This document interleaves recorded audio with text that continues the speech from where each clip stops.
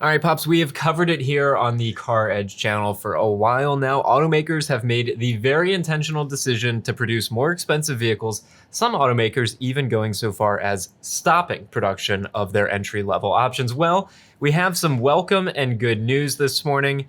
Honda, one of the brands that has struggled most with the inventory shortage, they've reintroduced, which means there was a period of time when we called them out for it, where they removed their LX trim, and they've actually reduced prices on the base Civic and CR-Vs. This comes after, and you can look at the research that we had done, this comes after they had substantial price increases on the base Civic and CR-Vs because, well, they had taken away the LX trim option. This is good news, though. Oh, it's excellent news, and I remember when we called them out for that, and people said, well, they didn't really raise the price. They just dropped the trim level. Well, for somebody looking at the entry level vehicle, that meant they really raised the price. One of the issues that we have in this country right now is an affordability issue for many people out there.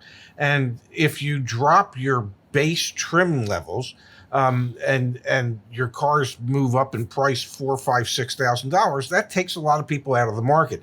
So bringing back an LX trim level as your base trim, huge. That's a big deal. That is Honda recognizing that you can't just base your entire business on people that have higher income levels. That there's a vast majority of Americans that find themselves in a situation where they can't afford those cars. They need something a little less expensive, and they would still like to be able to get a new car.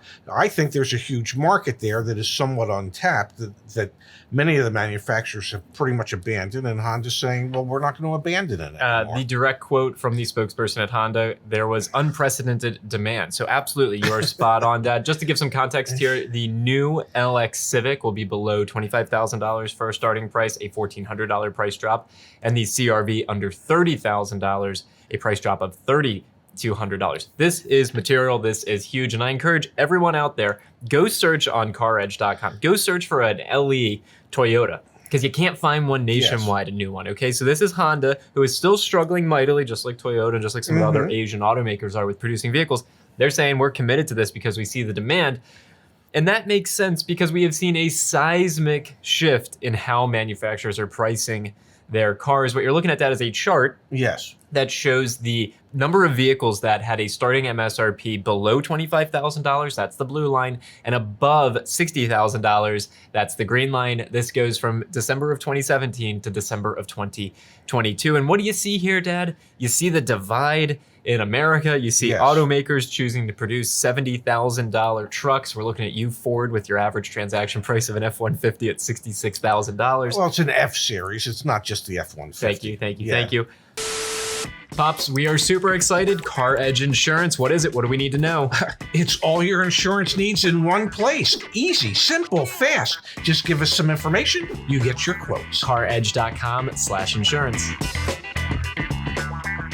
163% increase over that 6-year period term in vehicles with an MSRP over $60,000, a 78% decrease in vehicles with starting MSRPs below $25,000. And I read the comments to our videos all the time. And I, there was one I read today where a gentleman said, I make $150,000 a year. That's a lot of money. And I can't bring myself to look at a car at over $50,000. That's somebody that would have the wherewithal to actually purchase one of these vehicles. Yeah.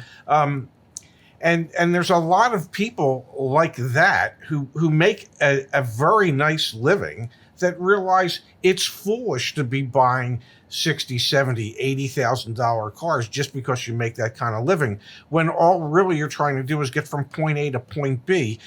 A good $30,000 car gets you there just as well as that $70,000 or $80,000 car. And the vast majority of Americans would be in need of that $30,000 car. So God bless Honda for realizing there's an untapped market. I know Toyota will say, well, when we have LEs, nobody buys them.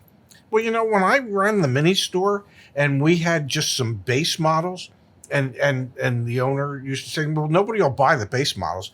Well, the most amazing thing is when I ordered base models, as soon as they came in, they got delivered. They got sold. We didn't make a lot of money on them, But we created a customer. We created a service customer. We created an opportunity for the F&I department. We created a future return customer.